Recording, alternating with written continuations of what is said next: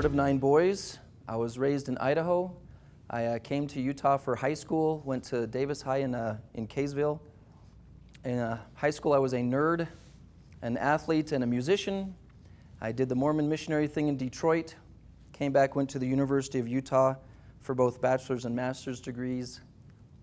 Got married in between 21 years ago, 22 years this June. I have 2 kids, a boy and a girl, both adopted. I used to be full-time at LDS Family Services, and now we run the Life-Changing Services office for about the last decade. The origin of the concepts. Now, you're going to hear a lot of blending of religious/spiritual principles with scientific principles. The reason for that, when they sent me out to Detroit, by the way, I was raised on the Mormon conveyor belt. Does anybody know what that means? Okay, deacon, teacher, priest, dump you in the missionary training center, and you really don't know what you're doing yet, all right? I've even had people say, don't you think we should explain it to those young men before they go into the missionary training center? And I say, no, that's like telling someone there's no Santa Claus for Christmas, okay? You got to let them discover things, you know? You got to let them have an experience. Anyway, so with all my enthusiasm and excitement, they threw me to inner city Detroit. You know, raised as a potato farming family in Idaho, and then landing in inner city Detroit was a little bit of an interesting experience. I walked around just waving to people, how you doing, how you doing, how you doing? One guy says, you do know I can kill you, right? And I'm all, cool, how you doing? I was more afraid the last day I was there than I was the first day because I was protected by naivety. Anyway, but after trying really hard and trying really hard and trying really hard, I wasn't getting anything, very little results, and the people hit me with a question I wasn't ready for. It's been a question that's changed my life since then. The question they didn't teach me in the missionary training center was, can you explain to us what this stuff has to do with reality? I don't know. No one ever sat me down and says, here's how you apply these principles to anxiety. Here's how you apply these principles to depression. Here's how you apply these principles to patterns of misbehavior. I was taught the repentance process, but they says, now just change. That's all the information I got on being different. Now just change and then work through the rest of the system. But no one's telling me how to change. And so another version of that question is this information supposed to make my life better? And I'm all, I guess. That's what the people who raised me said it would do. And they will show me how. Well, I don't know. And that was a rather embarrassing experience for me to not be able to teach people the practical application of principles. Okay? When I got home, I had worked really hard to become a good teacher as a missionary, but got very few opportunities to teach in that city and around there. And so I was really thirsty to do some more teaching, and that's one of the reasons I chose to go into the field of psychology. I had chose the University of Utah instead of a school like BYU because they claimed to be the more open-minded ones, not like those people down in Provo. Okay? Any BYU fans out there? Okay then. That was like involuntary, like it came out. U of U. Alrighty. Now, I wanted to go to a place that wasn't so indoctrinated so I could get an outside view of all of the important information on the planet. And they promote their really open-minded approach to things. And they says, we want you to take everything into consideration that affects the human mind. And I'm all, great, that's exciting. So after studying it for a while, I says, so when do we start talking about how spiritual things affect human psychology? And they says, oh, that's not relevant because it's not actually real. That's just something people make up in their heads. That only happens at BYU. Okay, thank you for that. Okay, and you know, maybe when I was younger, you might have been able to convince me that that's just all in your head. But by that age, I'd had some legitimate, unignorable spiritual experiences that had had a relevant effect on my psychology. Okay? It's real, it's unignorable, it happens to my brain, it's not ignorable, it has to be included in the psychological process. And I realized from then on, all the way through my bachelor's program of studying psychology, I had to add my own chapter to everything that says, now, and so here's the biological, they taught me that, here's the cognitive, here's the emotional, et cetera, and I'm also, okay, I'm ready for the next section, and here's the spiritual. There, oh no, we're not going to teach you that, you got to figure that on your own. I'm going, really? All right, it's very frustrating. And so what you're going to see today is 25 years worth of work on how to connect the two worlds and turn them into something that's actually applicable that you can use and 14-year-olds can do and kids that are even younger than that. By the way, you guys over here that are like really bored and waiting for this meeting to end 3.5 hours from now, I will make sure it's entertaining for you because we'll be talking in front of everybody. You got that? Whoever closes their eyes first gets the most attention. Okay? But you can't distract me like that. I got to focus right now. Okay.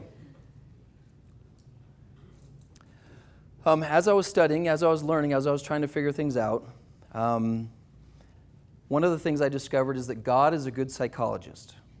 Okay? It's not one of those things you'll find in a textbook somewhere. I also found out that scientists or prophets are smarter than scientists. They did not tell us until the end of graduate school, when we were doing some kind of a critical studies class. We want you to be able to go through all the research that's been done with a critical eye. I'm all, okay, great, that's exciting. And so as we're reading these articles that led to prominent psychological philosophies in textbooks, at the end of it in small print it said, we've only been able to prove this to a 70% level. But since it's the best we got, we're going to put it in a textbook with confidence. And I'm all, really? The best philosophies in psychology textbooks average about 70% proven. And that's what they want us to use as therapists, to work with you. And I said, so what about the other 30%? And they says, well, 20% will have no effect on people, and 10% will cause brain damage. Okay, so you just need to know which ones to use so you don't accidentally hurt somebody. Oh, thank you. That's great. Now go out there and do it and ignore the prophets because they can't prove anything. Okay? Isn't that stunning? All right? They're not scientists and they don't have any rats of their own, so they can't prove anything, so we're smarter than they are. All right, can you see how aggravating that was?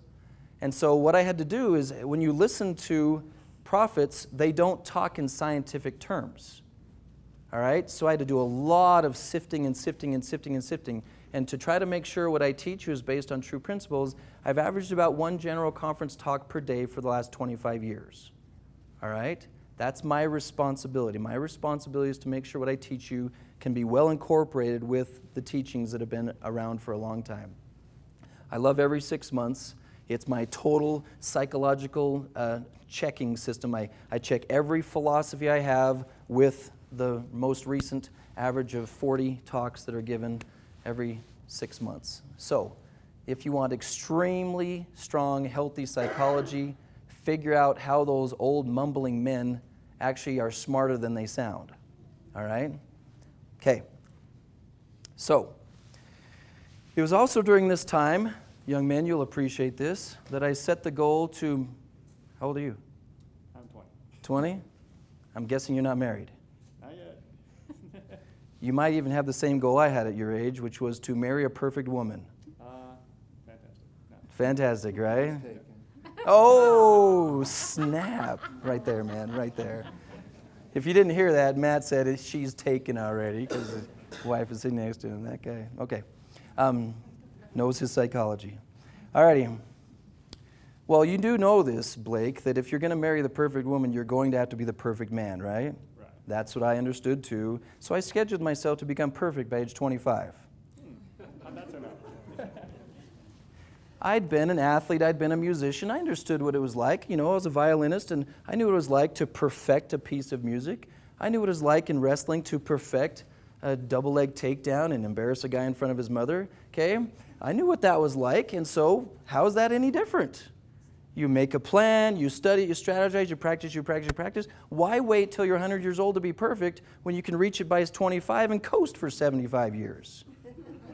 Right? That makes it easy. So with youthful ambition and a bit of arrogance sprinkled in there, I started studying and studying and studying. I did not ask for it to be free. I took all the principles I learned from the textbooks, everything I learned from the prophets, put them together, and man, I had a chart on my bedroom wall that looked like a stock market chart, and if you look at it from an angle, I was on schedule. I was going to be perfect by age 25. My mother thought it was adorable. Really, Mom? This is serious. Science, man. We're going to get there. She's all, great. Gosh, she's been so, anyway. Good job, son. So everything was going according to plan. Everything was going according to plan. I was moving things forward until I started hitting some glitches. Okay? No matter how hard I tried on some things, I would start to fall apart and do something stupid again. Okay? All right, push the brain back in the garage, do some more remodeling on it, rolling, do something stupid again. I'm all, this doesn't make any sense. Pull out my textbooks. If you have 4 things you should be able to change anything. Number 1, are you hardworking? Yes, hardworking. Blake, hardworking. Self-motivated. Self-disciplined. Good values. Okay then, how come you haven't fixed it yet? All right? Going, geez. And so you try and you try and you try. Now, this is where the topic of our conversation becomes vitally important. The overall idea is that you came here, most of you came here for somebody else. All right? I'm here to make somebody else's life better because mine's good enough. Okay? Now, if this presentation is going to be useful, I want you to get your smartphone out or your notebook out or something like that, and I want you to think about your one thing. Your one thing. That one thing that you haven't been able to fix yet. Even you, bishops, you got a one thing, right? Okay? That one thing you've always promised yourself you would do, but you haven't followed through on it consistently yet. Or that one thing that you've wanted to stop doing, but you haven't been able to be consistent at that yet. Okay? All right, this is one of those moments where in our culture, everyone nods and waits for somebody else to follow through on the instruction. Okay, so I'm going to be quiet for about 15 or 20 seconds so that everybody can find a place to write it down. Okay, you brought your phone, right? You got your thing. Find a place to write down that one thing. And for those of you who don't have a one thing, okay, I'd like to meet you afterwards and figure out how you got to the point where you have nothing to work on. What's your one thing? For fathers, do you need to learn how to stop beating your children? Okay. Kids, teasing your brothers and sisters, all right? My brothers didn't tease me. They pushed me down the stairs and counted how many times I bounced for entertainment. Okay? Then you can't get in trouble. I didn't say anything. Okay? Moms. I'm not going to go there, okay? Everybody write down that one thing that you haven't been able to exercise, eating pattern changes, getting angry, starting that book that you said you were going to start years ago. Whatever that one thing is that you've always wanted to make sure you followed through on, but you haven't been able to do so yet. You see, this presentation is not going to be as useful if you spend your whole time thinking about somebody else. Okay? If all you're thinking about is somebody else, you're going to miss some really important parts. All right? It doesn't even have to be your worst thing, just one of your things. Okay.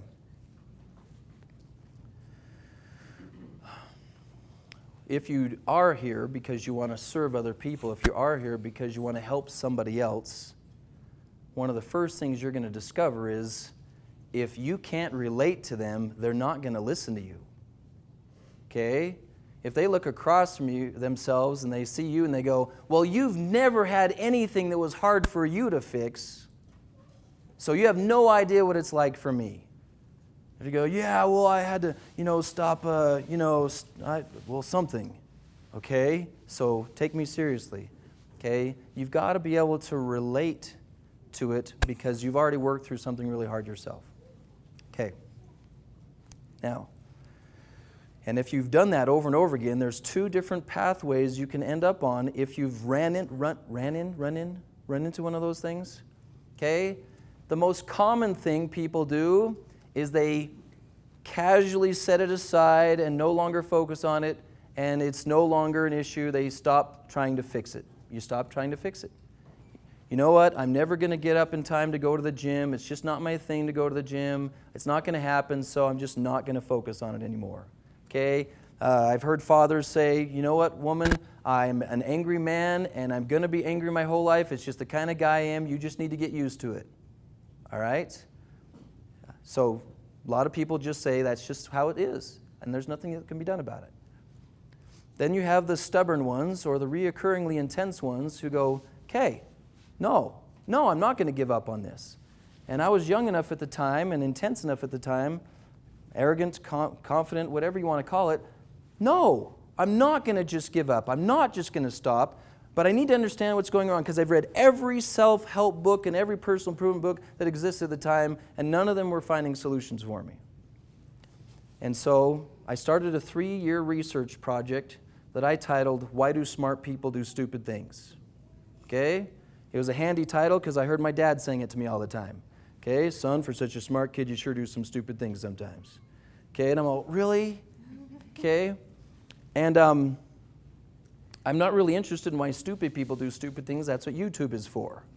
All right? We don't need to study why stupid people do stupid things. The people I work with are the best of the best of the best people. They're not people that are just dumb. These are people who really want to get something right. Okay?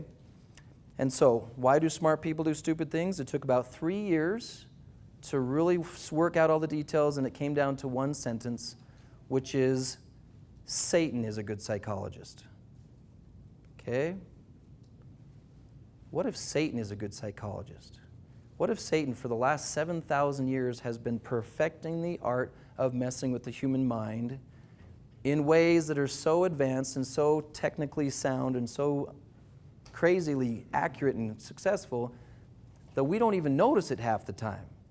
You see, perhaps you've had the same experience I've had, where your loved ones, i.e. parents, have said things like, now, when you go out in the world, watch out for Satan, watch out for him, okay, watch out for him. You're all, okay, I'm watching out for him. And you're watching out for him, and bam, you trip and hit your face on the pavement, and you walk home with a bloody nose, and your mom and dad are saying, well, how come you didn't watch out for Satan? I'm all, really? I was watching. Well, just see him next time before you get into trouble. Oh, okay. That's all you got for me? Just see him. Yeah, have a good night. Okay, that's not helping. I don't know how to see him. Just watch your thoughts. I am watching my thoughts. There they go. Okay, there goes my thoughts. And you're going, we're supposed to do something about that? So,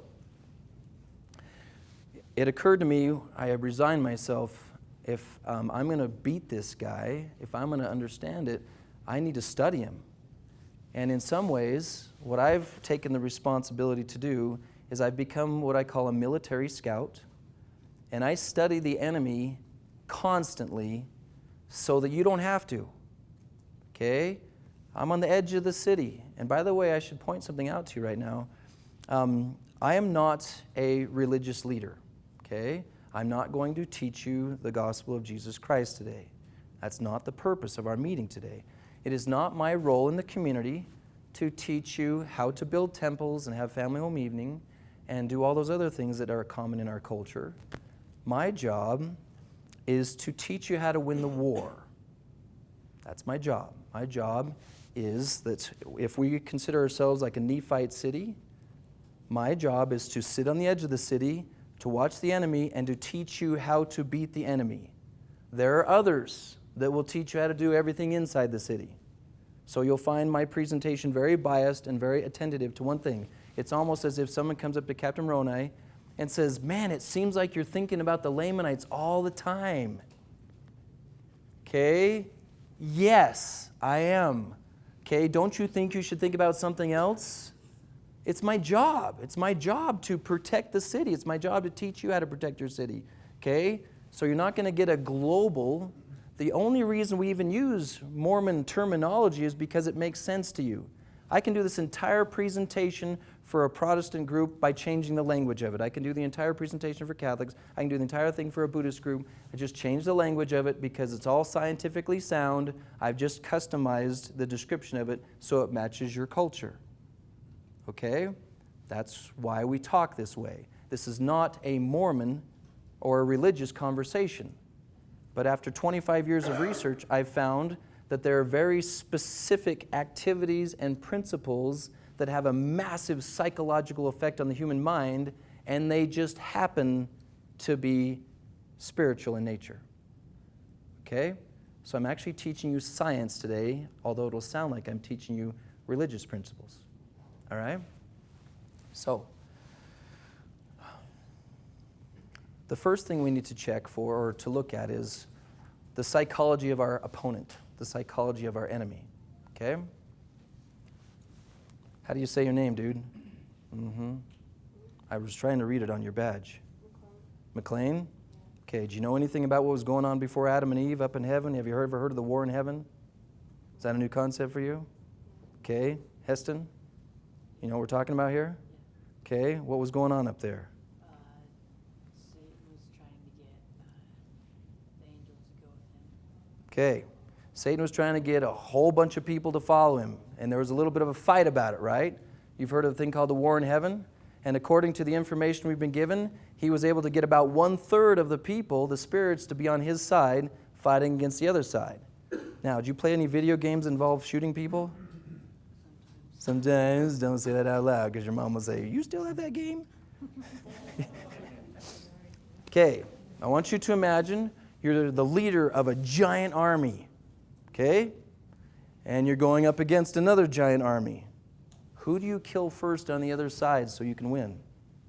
Their leader, Their leaders. Why? because they need a leader. Notice the instincts of even a young man understand the concept that if you want to fight against a large army, you go for the leaders first. You don't go for the weak ones. I've been asked over and over again when young men or adult men come into my office, and I've interviewed thousands of them, and they say, okay, we are the parents, we're the leaders, we're the ecclesiastical leaders.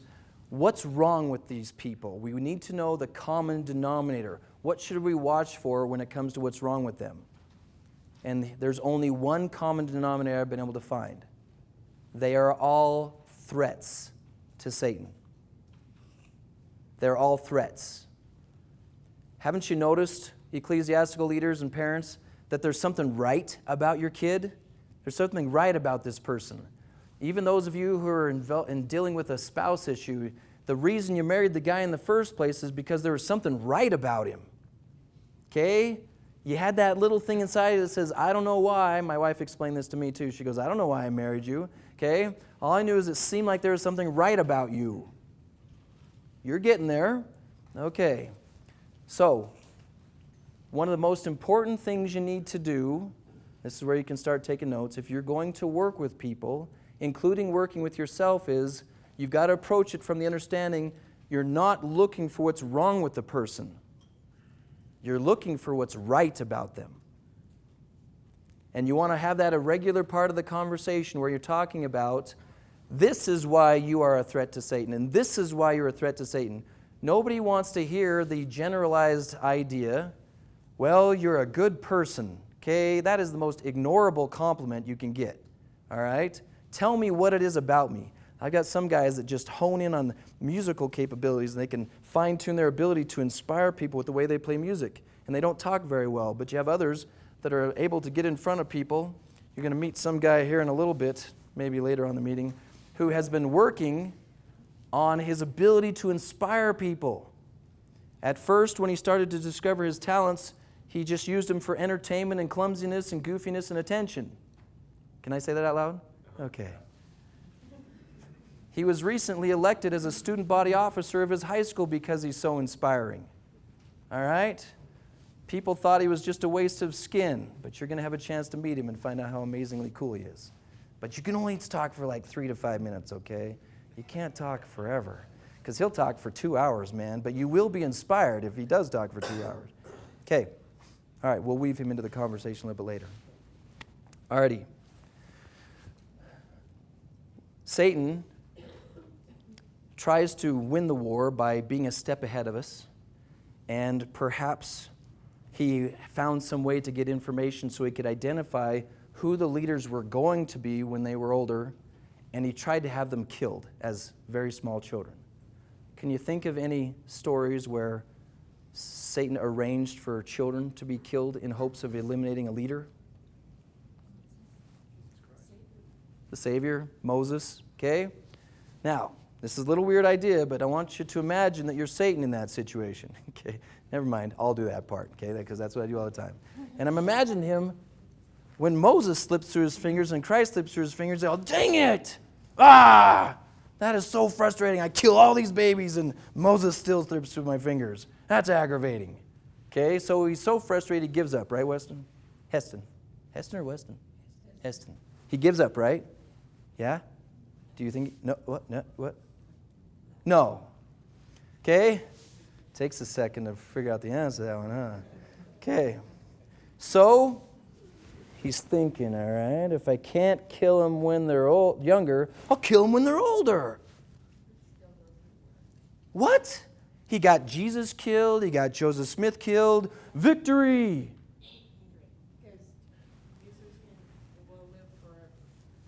Can you imagine Satan's response 3 days later when Christ came back? Maybe that's when swear words were invented. Kicking sheep around. And he's so aggravated he gives up, right? No. Geez, that guy, can't we just beat him up one last time? Stay down. Okay, so time goes by. 50 years, 100 years, 1,000 years, 2,000 years, and then he hears a rumor, I don't know if you have heard the rumor, that there's going to be a wave of the noble and great ones, the greatest spirits of all time saved for the last days. Okay? Now, I invite you to ask yourself a question. Are you one of them? Are you one of the noble and great ones of the last days? Now, my job comes with some sad experiences from time to time. It is very common. It's a pattern of mine when I do an intake, when I interview a new young man specifically. I will have the parents brag about him. Tell me what's amazing about your kid. Tell me what's awesome about him. Moms love it. And they always start with that most obnoxious compliment they ever can give. He's a really nice boy. Thanks, Mom. That's been my goal for the last 10 years, to be nice. And he's sweet and sensitive and kind. Wow. Can we talk about, like, I can beat up some people? Okay? That's so embarrassing for you to say I'm sweet. Okay? And so the parents compliment, and then all of a sudden, about 3 minutes into it, you see the young man's face as he's lifting, and all of a sudden he goes, okay? He just caves. Right in the middle of the compliments, not afterwards, in the middle of it. Can anyone guess why he caves? What thought went through his head? Yeah, but I have this. Yes, but I have this. Yeah, but I have this. And I was interviewing, you want a little sad story here? I did a presentation in front of some church leaders. A Relief Society president heard me. She encouraged her husband to come see me, who's approximately 55, 60 years old. He came in, and he's been fighting this battle for 30 years. And as I talked to him about these principles, I says, have you figured out whether or not you're one of them, the noble and great ones? And he says, it's too late for me. I'm not one. I thought I was when I was younger, but now I know I'm not one. When I try to get inside Satan's head and be really cruel and manipulative, and I realize that I can't kill children, I can't kill them when they're older, I've got to find some way to wipe out the leaders. So I'm going to create a psychological concentration camp. And I'm going to grab these would-be noble and great ones, and I'm going to remind them over and over and over again that they're too broken to be one of the noble and great ones, that there's something wrong with them, and I'm going to convince them that they are that way to the core, okay? And all those things that your parents say, it's because they're supposed to say that because they're your parents, and all the things that your church leaders say they're supposed to, but as she said, you can't be one of them because you're so messed up, because you're so broken. It doesn't matter how many. I've got student body officers, I've got amazing musicians, I've got phenomenal athletes, excellent seminary class presidents who everybody thinks they're the most amazing person in the school, but when you interview them, they are collapsing because they are truly pathetic, is the interpretation of their situation in their head. All right? So, if you are one of them, if you're one of them who's been beat up for a while, first thing I invite you to do is to count the number of times you get beat up in a day.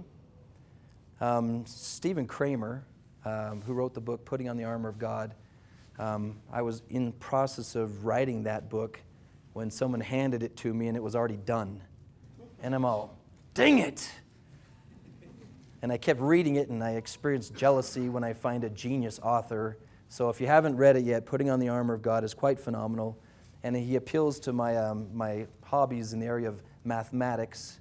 And he did a mathematical calculation comparing how many people have been on the earth from the beginning of time until now, and how many people there, so he calculates how many people there are or will be, and takes 1/3 of it and says, okay, that's how many demons there are. And so he does the math and he finds out that there's 7 demons per person. 7 demons per living person right now. All right, now if you're a military strategist, do you assign the same number of soldiers to attack the opponent for each person, or do you do some reassigning? You do some reassigning. So if you got a really easy target, you send 1 or 2 demons after him, then you have 5 extras to assign to somebody else. All right? So if you feel like you're getting beat up really bad, and the dark side tries to convince you that's because you're more broken than the average person is, no. All right? The reason you're getting beat up all the time and frequently is because that's how much of a threat you are to the dark side. So if this has been really hard for you, it's because you scare a 7,000-year-old military psychological genius. You are intimidating that guy. As a youth, as an adult, as someone under 100 years old, you apparently have scared him. Okay? And if he's not leaving you alone, you'll probably continue to scare him. Okay. So, if you're working with somebody else or if you're working with yourself, this is one of the most vital principles to begin with. If you are working with the person with the assumption that there's something wrong with them, you're going to start the whole process wrong. You've got to look for what's right about the person and teach them to comprehend that. The next concept is how. Now that we know the why, how? How does he do it? How does he take a genius, a smart person, a careful person, a priesthood leader, an elders quorum president, a bishop, anybody who you would think could win every battle they have? How does he get them? Okay?